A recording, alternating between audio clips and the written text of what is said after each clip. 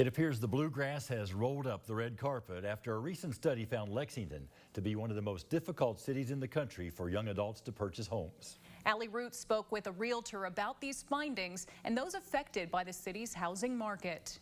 A new study conducted by Point Two ranks Lexington as the third worst city in America for Gen Zers to buy a home, noting almost 13% of young adults here, under 25, are unemployed. Lexington realtor Nick Ratliff says competition among buyers has been high in recent years. Young buyers face entry-level incomes and low inventory, putting older buyers at an advantage. They're waiving appraisals, they're waiving inspections.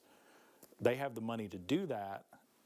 You know, first-time home buyer, I would almost never recommend waiving inspections and doing those. Ratliff says rent prices have also increased, but can still be cheaper than buying in some cases. I've talked our past clients out of rebuying in the last year, a couple of them, because he had a sweetheart deal on a rental, right? So it was like, why would you give up that? Christian Macbeth says his family's dream is to own a home someday, but while they're young, renting was the most feasible choice. When you get past interest and all of that stuff, by the time it takes like 6-7 years till you start even making money. So it was just a little cheaper to rent, so we went that route. Macbeth says the average house price to income ratio is much greater today than in previous generations. To buy a $400,000 house, you got to make $100,000 right now, opposed to when our parents were doing it, their houses were $30,000 and their income was $40,000. Although Lexington's housing market can be tough on Gen Zers right now, Ratliff says he's starting to see a shift. Programs like the Welcome Home Fund grant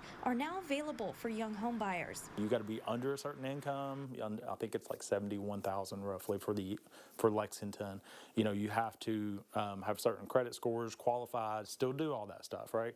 But if you fall in that box, it's up to $20,000 of forgivable money. Overall, Ratliff says the future of the city's housing market is up in the air. If inventory doesn't increase, many may be forced to buy in surrounding communities instead. In Lexington, Allie Root, Fox 56 News.